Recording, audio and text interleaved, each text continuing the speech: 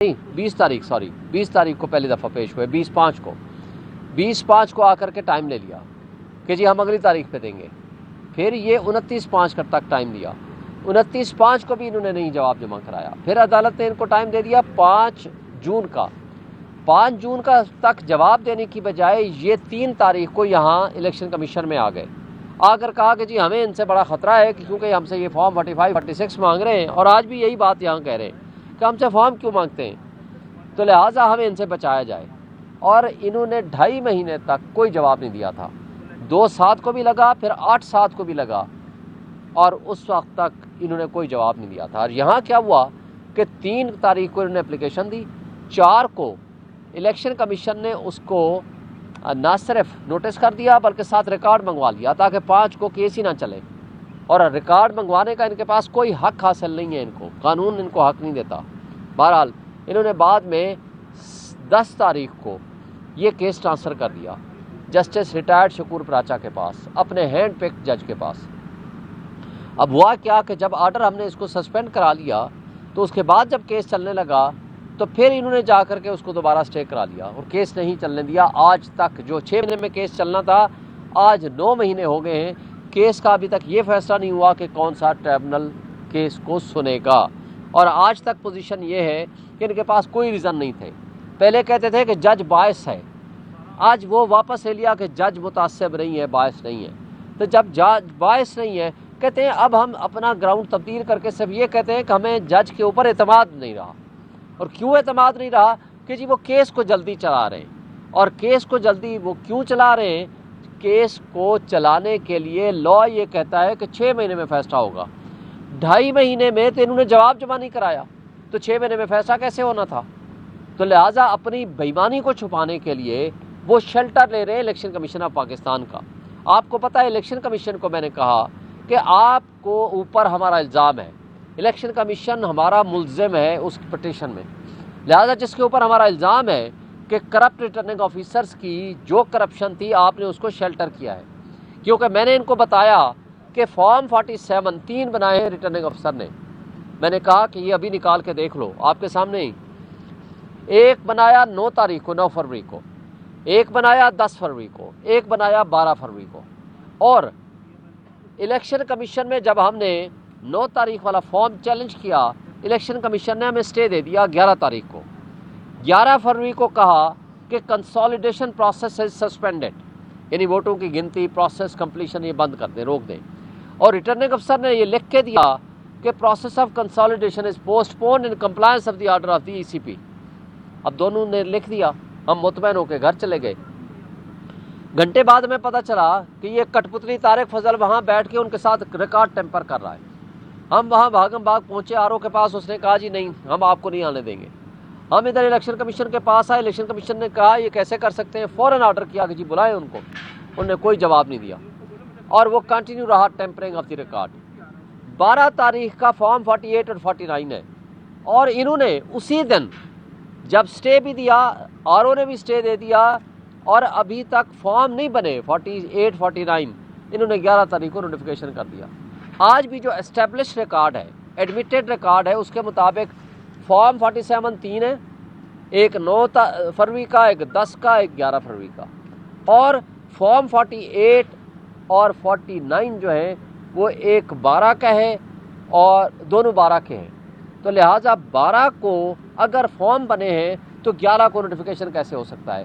تو یہ وہ انلیگلٹی ہے جو پرووڈ ہے الیکشن کمیشن کے پاس. میں نے الیکشن کمیشن کو گزارش کی ہے، آپ تو اس میں کنفلکٹ آف انٹرسٹ ہے، آپ اپنی انلیگلٹی جو الیکشن کمیشن اس کے اوپر بیٹھا ایڈجوڈیکیشن کر رہا ہے، فیصلہ دے گا، آپ اس کو ایوائڈ کرنے کے لیے ٹرانسفر کر رہا ہے. اور آپ ان کو فیور کر رہے ہیں طارق فضل کو کہ آپ کیسے ٹرانسفر کر سکتے ہیں. بہرحال میرے آرگومنٹس مکمل ہو گئے. ایک دو چیزیں میں اور آپ کو ایڈ کروں گا. دیکھیں اس وقت جو قاضی فائزہ صاحب اللہ کرے چلے جائیں، جس کا زیادہ امکان ہے، آج انڈیکیشن ہو گئی ہے، اور باقی تاریخ فیصلہ کرے گی وہ کتنے کیسے جج تھے اور کتنے سیاہ ترین فیصلے انہوں نے دیے. 63A کی جو انہوں نے تشریح کر دی ہے، مجھے بتائیں اس کے ثمرات آج تک ہمارے سامنے آ رہے ہیں. جو آج ثمرات آ رہے ہیں، کن کن کو اٹھایا گیا؟ رات اختر مینگل کے گھر پہ چھاپا مارا، لاجز پہ، فلیٹ پہ. اس کے ایک سینیٹر کو اٹھا لیا گیا جو ڈائلسس پہ تھے ہسپتال سے، دوسرے سینیٹر کے اوپر پریشر ہے اور ابھی تک ان کا کوئی پتہ نہیں کیا ہوگا، اور اس کے ساتھ رات شاہ محمود قریشی کی بہو اور زین قریشی جو ہمارا ایم این اے ہے اس کی بیگم، ان کو اغوا کر لیا گیا 4 گھنٹے کے لیے۔ اسی طرح ہمارے ایک ایم این اے مقداد خان کو اغوا کر لیا گیا۔ ہمارے جو بلوچستان چیپٹر کے جو صدر ہے داؤد شاہ، وہ پہلے اغوا ہوئے اور اب گرفتار ہیں، دونوں چیزیں، کبھی اغوا ہو جاتے ہیں کبھی گرفتار ان کو کر لیا گیا۔ اسی طرح چودھری امتیاز جس کا سگا بھائی حاجی امتیاز ایم این اے ہے، یہاں F74 میں اس کے گھر پہ چھاپا مارا، اس کے ملازمین کو استریوں سے جلایا، ان پہ تشدد کیا، ان کی بیگم کے ساتھ ہراسمنٹ کی، اور انہوں نے اس کی اپلیکیشن تھانہ کوسار میں دے دی ہے۔ اور اس کے علاوہ ریاض فتیانیہ کے بیٹے جو کہ ایم پی ہے، اس کو اٹھا لیا کہ جی اپنے باپ کو بلاؤ ہمیں ووٹ دے۔ ہمارا فوکل پرسن ہے انتظار پنجوتا عمران خان صاحب کا وکیل، اس کو اسلام آباد سے آج سے 8 دن پہلے اغوا کر لیا، جس کا ابھی کوئی پتہ نہیں ہے۔ تو میں سوال یہ کرتا ہوں چیف جسٹس قاضی فائزہ صاحب سے کہ اگر آپ نے آرٹیکل 63A کی تشریح وقت سے پہلے کرنی تھی اور اپنے لیے راہ ہموار اور متعین کرانی تھی کہ آپ کو تاکہ فیڈرل کورٹ کا چیف جسٹس بنا سکیں، تو پھر یہ جو کچھ ہو رہے ہیں ان کے اوپر بھی پھر سو موٹو نوٹس لے لیں۔ یعنی آپ کو سو موٹو نوٹس لینے کا اختیار تو ابھی تک موجود ہے نا، تو آپ لے کس طرح آئینی ترامیم کرنے جا رہے ہیں؟ تو آپ خاموش کس لیے ہیں؟ تاریخ آپ کو کبھی معاف نہیں کرے گی۔ اس کے بعد ایسی کون سی آئینی ترمیم ہے جو یہ کٹ پتلی کرنے جا رہے ہیں؟ ان کو اختیار نہیں ہے 3 وجوہات پہ۔ ایک یہ کہ یہ اللیجٹیمیٹ اسمبلی ہے، یہ ہارے ہوئے لوگ ہیں آپ کے سامنے، اور یہ ہارے ہوئے لوگ ابھی وہاں آئینی بیٹھ کے ترمیم کر رہے ہیں کہ جی پبلک کے مینڈیٹ کے اوپر ہم لوگوں کے بنیادی انسانی حقوق معطل کر لیں، ان کو حق نہیں ہے۔ دوسری بات، نیشنل اسمبلی کی مخصوص نشستوں کا فیصلہ ابھی تک امپلیمنٹ نہیں ہوا، وہ الیکشن کمیشن اس کے اوپر بیٹھا ہوا ہے، تو لہٰذا نیشنل اسمبلی ابھی انکمپلیٹ ہے۔ تیسری بات، ایک فیڈریٹنگ یونٹ ہے سینٹ جو کہ کے پی، اس کا ابھی الیکشن نہیں ہوا، انہوں نے پوسٹ پون کیے ہوئے ہیں۔ جب کے پی کا الیکشن ہی نہیں ہوا تو سینٹ انکمپلیٹ ہے، وہ کیسے آپ الیکشن کر سکتے ہو؟ تو لہٰذا اس لحاظ سے آئینی ترامیم اس پریزنٹ سٹیج پہ اس کی کوئی قانونی حیثیت نہیں ہے، اور ایسی جمہوریت اور ایسا اس کا چہرہ جو اس الیکشن کمیشن نے بگاڑ دیا ہے، آج جمہوریت کو دفن کر دیا ہے ان کٹ پتلیوں نے۔ سپورٹ کس کی ملی ہے؟ الیکشن کمیشن نے، کرپٹ بیوروکریسی نے، اور قاضی فائزہ صاحب نے، اور اس ذریعے سے انہوں نے جمہوریت کا چہرہ داغدار کر دیا۔ اور جو اس کے اندر قانون اور آئین کی وائلیشن جس طرح ہو رہی ہے وہ سب آپ کی آنکھوں کے سامنے ہے۔ اور آج جو پوزیشن ہے اس وقت، میں آپ کو کہنا چاہتا ہوں کہ قاضی فائزہ صاحب کے لیے ہے کہ قرآن مجید کے الفاظ ہیں وَتُعِزُّ مَن تَشَاءُ وَتُذِلُّ مَن تَشَاءُ بِیَدِکَ الْخَیرُ اِنَّکَ عَلیٰ کُلِّ شَیْءٍ قدیر۔ آج جیل میں بیٹھنے والا ایک شخص عمران خان سب سے زیادہ باعزت ہے، اس لیے کہ پوری دنیا میں مسلمان اس کو اپنا ہیرو سمجھتے ہیں، اور بہت سارے پاکستانی اپنی جانیں ان کے لیے قربان کرنے کو تیار ہیں۔ اور ایک شخص جو سب سے زیادہ باعزت کرسی پہ بیٹھا ہے قاضی فائزہ صاحب، وہاں ایک عام آدمی ڈونٹس پہ کھڑے ہو کر بھی اس کو جو کہتا ہے وہ آپ کے سامنے ہے۔ لہٰذا عزت ذلت اللہ کے ہاتھ میں ہوتی ہے، کردار اس کا تعین اور فیصلے کرتے ہیں۔ اور اس کے بعد آخر میں سوال یہ کرتا ہوں کہ کیا چاہتی ہے یہ ہماری مقننہ سو کارڈ جو بیٹھی ہوئی ہے، یہ انتظامیہ یا مقتدرہ، اس ملک کو کہاں لے کے جانا چاہتی ہے؟ وہ کٹ پتلی جو ڈاکہ زنی کے ذریعے وجود میں آنے والی جس کی حکومت ہے مریم نواز، جو کہ آج دہشت گرد بنی ہوئی ہے، بچوں کے اوپر ظلم کر رہی ہے، اور اس کا چہرہ آپ کے سامنے داغدار چہرہ سامنے آ چکا ہے۔ اور اس کے ساتھ وہ سندھ کا بھٹو، وہ سندھ کے جمہوری اپنے آپ کو کہنے والے، جس طرح سول سوسائٹی کے ساتھ خواتین کو اٹھایا، تشدد کیا، زیادتی کی، ان کو جیلوں میں بند کیا، یہ بدنما داغ ان کا ساری زندگی پیچھا کرے گا۔ نہ وہاں جمہوریت ہے، نہ پنجاب میں جمہوریت ہے۔ اس ملک میں جمہوریت دفن ہو چکی ہے، اس ملک میں بنیادی انسانی حقوق آپ کے معطل ہو چکے ہیں، اور اس وقت جو آئین میں لکھے ہوئے چند حقوق موجود بھی ہیں وہ یہ انصاف کے نظام پہ حملہ آور ہو کے آئین کو ترمیم کر کے آپ کے میرے اور سب کے حقوق واپس لینا چاہتے ہیں، جو کہ یہ ظلم ہے۔ ہم اس کے خلاف پوری طرح جہاد کریں گے۔ سر سلمان اکرم راجہ صاحب نے ایک اگر آپ کی اجازت تو آپ نے دلائل میں کہا کہ آپ کا جو بنیادی فریق ہے وہ ROA-NA47 کا جس کے اوپر آپ کو اعتراض ہے اس کے ذریعے ڈاکہ کی گئی اور ڈاکٹر طارق فضل چودھری، تو الیکشن کمیشن نے کہا کہ آپ اس کو بطور پارٹی نہیں بنا سکتے، اور آپ نے کہا کہ ایک درخواست میں ان کو بنایا گیا، اعتراض ہوا۔ سر یہ معاملہ کیا ہے، مبہم ہے، تھوڑا سا اس پہ تفصیل دیکھیں، بتا دیں۔ جب آپ کسی کے اوپر الزام لگاتے ہیں سیٹلڈ لا ہے، آپ اس کو پارٹی بنائیں گے۔ جس نے جرم کیا ہے طارق فضل اور RO نے، اور جو پروٹیکشن دی ہے الیکشن کمیشن نے، یہ تینوں پارٹیز ہیں، تو ان کو ہم نے پارٹیز بنایا ہوا ہے۔ انہوں نے اس میں جواب مانگ لیا۔ وہ اس حوالے سے کہہ رہے تھے کہ آپ پارٹی بناتے with the permission of the tribunal, تو ٹریبونل نے تو ان سے جواب مانگا ہے، تو لہٰذا جس کے اوپر الزام ہوتا ہے اس کو پارٹی بنانا مسٹ ہوتا ہے تاکہ ان کا جواب دیا جائے۔ یہ قانون اور آئین کے مطابق ہے۔ یہ اس سر ایک چیز بتا دیجیے گا، آپ کو جو اعتراض ہے وہ RO پہ ہے اور آپ کے جو مخالفین ہیں وہ پریزائڈنگ افسر پہ کر رہے ہیں کہ اس الیکشن ایکٹ کو فالو نہیں کیا، تو اس میں اب معاملہ کہاں جاتا نظر آتا ہے آپ کو؟ دوسرا یہ بتا دیجیے گا کہ کل سلمان اکرم راجہ صاحب نے یہ کہا ہے کہ ہمیں بینچ پر اعتراض نہیں ہے، ہمیں کورٹ پر اعتراض ہے، اور آج نون لیگ اور پیپلز پارٹی میں بھی بات بن چکی ہے، وہ اس پہ آ چکے ہیں کہ ہم بینچ پر ہی جاتے ہیں، تو اب کیا معاملہ کہاں پر کنفلکٹ کہاں پہ رہتا ہے؟ دیکھیں، پہلی بات تو یہ ہے کہ یہ تو طے شدہ ہے کہ ہم نے کسی صورت آئینی عدالت کو تسلیم نہیں کرنا۔ بینچ کی اگر کوئی بات آتی ہے تو اس پہ ریزنیبل بات ہے، ہم اس پہ سوچ سکتے ہیں، اس پہ ہم ڈسکس کریں گے۔ اگر بینچ پہ آ جائیں گے تو اس حوالے سے بات چیت ہو سکتی ہے، اس میں کوئی دوسری رائے نہیں ہے۔ تو اب لیکن بینچ کون سا ہوگا، 5 سینئر موسٹ 5 ججز ہوں گے یا 7 ججز ہوں گے، اس حد تک ہماری بات ہو سکتی ہے، اس میں کوئی دوسری رائے نہیں ہے، مطلب ہے کہ اس میں کوئی۔ اور جو آپ نے سوال کیا کہ پریزائڈنگ آفیسر نے غلط کیا، بھائی دیکھیں، پریزائڈنگ آفیسرز جب ووٹ پول ہوتا ہے، پریزائڈنگ آفیسرز کے آپ کے سامنے ہے کہ ہمیں نہ صرف یہ ہے کہ لیول پلینگ فیلڈ نہیں مل رہی تھی، ہم کوئی جلسہ جلوس نہیں کر سکتے تھے، جس طرح ہمارے ساتھ ٹریٹ کیا وہ سب آپ کے سامنے ہے۔ ہمیں انڈیپینڈنٹ ہم سے بلے کا نشان چھینا چھوڑ دیں۔ پریزائڈنگ آفیسر نے وہاں ووٹ گنتی کی in the presence of all the contesting candidates یا ان کے پولنگ ایجنٹس کی موجودگی میں، ان سے دستخط کرا کے ان سب کو اپنا اپنا فارم 45 دیا، ہر ایک کے پاس ہے۔ اس پہ تو اعتراض کسی نے نہیں کیا، نہ طارق فضل نے کیا، نہ میں نے کیا، نہ کسی نے کیا۔ ساری پارٹیوں نے اس کے اوپر سائن کر کے دیے۔ لیکن رات کو جب انہوں نے 2 نمبری کی فراڈولنٹ قسم کے فارم 45 بنائے، جو کہ یہ کہتے ہیں کہ نہیں یہ پریزائڈنگ افسر نے ہمیں دیے ہیں، ان کے دستخط بھی نہیں، ان کے انگوٹھے بھی نہیں، جعلی بنا دیے، وہی تو ہم کہتے ہیں لے آؤ، آپ کے پاس جو فارم 45 ہیں وہ اوریجنل لے آؤ۔ وہ کیوں نہیں لاتے؟ وہ اس لیے نہیں لاتے کہ وہ فراڈ ہے، جب اس کا ویریفیکیشن ہوگا وہ جیل جائیں گے، وہ یہی اس لیے وہ نہیں لانا چاہتے۔ میرے کیس میں ایسا کیا، خواتین 2 صفحے تھے اس کے، ایک سائڈ پہ خواتین کے انگوٹھے لگا دیے 2 نمبر، ایک سائڈ پہ اسی پیج کے دوسری سائڈ پہ میل سائڈ کے سیکشن کے انگوٹھے اور نشان لگا دیے۔ جب انسان کوئی بےایمانی کرتا ہے، چوری کرتا ہے نا، کوئی نہ کوئی اپنا نشان وہ چھوڑ جاتا ہے۔ تو ہمارے پاس تو اتنی ایویڈنس ہیں ان کے خلاف، تو فارم 45 ہیں تو لے آؤ نا، ہم کب کہتے ہیں نہیں لاؤ، لائیں پیش کریں، آج تک نہیں لائے۔ ہم نے تو پہلے دن پیش کر دیے نا، ہم نے پوری پبلک کو دے دیے، آپ کے میڈیا کو دے دیے، صحافیوں کو دے دیے۔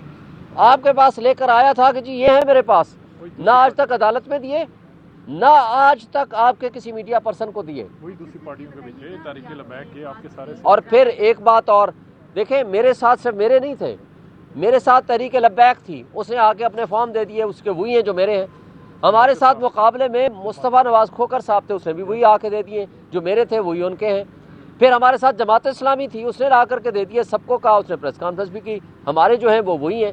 تو ہم اکیلے تو نہیں تھے، 34 کینڈیڈیٹ تھے، باقیوں کا کیوں نہیں آپ نے ویریفائی کرا؟ آپ کے خلاف جو فیصلہ ہے الیکشن کمیشن آپ کے خلاف ہے، سپریم کورٹ نے آپ سے بلے کا نشان لے لیا، تو آپ کیا سمجھتے ہیں PTI کو انصاف سپریم کورٹ سے ملے گا یا پھر سڑکوں پہ جب آپ احتجاج کرتے ہیں، احتجاج کر کے آپ کو انصاف مل سکتا ہے؟ دیکھیں، ہم پاکستان کے تمام عدالتوں سے انصاف کی توقع رکھتے ہیں، لیکن جو جج بےایمانی کرے گا، ناانصافی کرے گا، اس کا احتساب ہوگا اس دنیا میں بھی، اگلے جہان بھی۔ وہ بےایمانی کرے گا تو نہ وہ یہاں پرسکون رہ سکے گا اپنے ضمیر میں، نہ وہ اگلے جہان اس کو حساب اس کا بھی دینا پڑے گا۔ لیکن ہم ہمیشہ قانون اور آئین کے دائرے میں رہتے ہوئے احتجاج بھی کریں گے، اسمبلیوں میں بھی احتجاج کریں گے، اور اس کے علاوہ عدالتوں میں بھی جائیں گے، یہ ہمارا بنیادی انسانی حق ہے۔ یہ بتائیے گا، ابھی آپ نے بتایا ممبران کو ڈرایا دھمکایا جا رہا ہے، کڈنیپ کیا جا رہا ہے، سر کوئی اعداد و شمار ہیں बताएं आपके पास कितनों पर प्रेशर है, बातचीत चल रही होगी, हो रही होगी कि ये इनके रडार पर है? हर एक के ऊपर प्रेशर है। शफकत अवान ने कहा 50 करोड़ की ऑफर हुई, एक और मेंबर को 50 करोड़ की हुई, फिर 70 करोड़ की हुई, फिर 1 अरब की हुई, 1 अरब 5 करोड़ की हुई। दूसरे अख्तर, अच्छा हमें पीटीआई को फॉर द टाइम बिंग छोड़ दें, भाई अख्तर मेंगल की आप पोस्ट पढ़ लेना कल की, उसके घर पे रात क्यों छापा मारा? उसके सेनेटर को हॉस्पिटल से उठा के ले गए। आप इस मुल्क को कहाँ लेके जाना चाहते हैं? मैं एक बात बता दूं, आज जो मकबूजा कश्मीर की सूरत हाल है उससे बदतर आपने पाकिस्तान की सूरत हाल कर दी है। यार इस मुल्क में 25 करोड़ आवाम को रहने का हक दो, जीने का हक दो। नौजवानों को आप वहाँ कत्ल कर रहे हो पंजाब में, और नौजवानों के साथ, यंगस्टर्स के साथ जुल्म और तशद्दुद और बर्बरियत का माहौल कायम कर रहे हो। लोग यहाँ से पैसा लेके मुल्क छोड़ के भाग रहे हैं, ब्रेन ड्रेन हो रही है। यहाँ का नौजवान जो पढ़ा लिखा नौजवान है वो किसी न किसी तरीके से मुल्क छोड़ के भाग रहा है। इस मुल्क में मुल्क के लोगों को खुदा के लिए रहने दें, जिंदा रहने दें। पंजाब कॉलेज के तुलबा को गिरफ्तार किया जा रहा है पिंडी में, इस्लामाबाद में। आपकी वकला बरादरी क्या उन तुलबा का साथ देगी? हम वो जिस तरह से आप देख रहे हैं लाहौर में ये वाकया हुआ है, तमाम तुलबा सड़कों पे है, तो क्या वकला बरादरी बच्चों के साथ जाती नजर आ रही है? हम वकला के साथ, वकला हम खड़े हुए हैं बच्चों के साथ। आज भी हमारा जो एहतजाज था पिंडी में, वकला भी उन एहतजाज में शामिल हुए। मुकम्मल तौर पर हम बच्चों के साथ खड़े हुए हैं, हम तलबा के साथ खड़े हुए हैं, मुकम्मल तौर पर हम उनका साथ देंगे। हमारे पाकिस्तान बार कौंसिल के मेंबर चौधरी इश्तियाक साहब मौजूद हैं, ये भी इस हवाले से बात करें। देखें वो सियासी रंग दे रहे हैं, हम ये कह रहे हैं कि ऐसा न करें जो बच्चों के एहतजाज पे जुल्म करें। इन यजीदियत का ये हरकतें कर रहे हैं, मिसालें दे रहे हैं, और जो कुछ ये बच्चों को मार रहे हैं ये एक फस्तायत की बदतरीन मिसाल है। बदकिस्मती इस बात की है कि जो शख्स यहाँ आवाज़ उठाता है उसकी आवाज़ को दबा दिया जाता है। मीडिया आवाज़ उठाता है तो मीडिया के मालकान को बुला के हुक्म दिया जाता है। आपने वज़ीर इत्तलात की वो ऑडियो लीक भी सुन ली होगी जिसके अंदर उन्होंने कहा था कि ख़बरदार इसको अगर चलाया तो बंद कर दूंगी और निकाल दूंगी नौकरियों से। मरियम नवाज़ की आपने ट्वीट सुन ली होगी या उसकी ऑडियो लीक सुन ली होगी। खुदारा इस मुल्क में ज़िंदा रहने का हक दें। जुल्म को प्रोटेक्शन देने के लिए आप अपने सरकारी वसाइल को इस्तेमाल ना करें। अगर यहाँ आवाज़ दब गई तो ये मुल्क बर्बादी के दहाने पे पहले पहुँच चुका है, आप इसको आखिरी धक्का देने जा रहे हो। इस मुल्क में आईनी तरामीम की खिलवाड़ में आज हमने 6 मेंबर पाकिस्तान बार कौंसिल ने अपनी पिटीशन वापस ली है। और वो पता है क्यों ली है हमने काजी साहब से? कि काजी साहब उसको जुडिशल कवर देने जा रहे थे, और अगर ये जुडिशल कवर दे के पार्लियामेंट को कहते कि जी जाएं आप आईनी तरामीम कर लें, कोई शख्स जो है, हमने अपना राइट रिजर्व करते हुए आज इस अनकॉन्स्टिट्यूशनल कॉन्स्टिट्यूटेड बेंच से अपनी पिटीशन वापस इसलिए ली है कि वो ऑब्जेक्शंस के ऊपर 3 मेंबर बेंच बना के बैठा है। आपको पता है यहाँ पे सुप्रीम कोर्ट रूल्स के मुताबिक इन चैम्बर अपील होती है, और ये 3 जजेस बैठ गए थे, काजी साहब उसके अंदर तशरीफ फरमा हो गए थे। हमने इसलिए ये पिटीशन वापस ली है। लेकिन वकला, ये काला कोट हमेशा हर मजलूम के साथ खड़ा रहा है, और ये वकील हमेशा इस आइन की पासदारी के लिए खड़े रहेंगे। हर जुल्म बर्बरियत हमने बर्दाश्त किया है। हमारे ऊपर पेट्रोल बम भी फेंके गए, हमें सीधी गोलियां भी मारी गईं, लेकिन इस आइन के तहफ़्फ़ुज़ के लिए आज भी खड़े हैं, कल भी खड़े थे और कल भी खड़े रहेंगे। इंशाअल्लाह इस मुल्क में आइन की सरबुलंदी तक ये काला कोट अपनी जद्दोजहद जारी रखेगा। Thank you.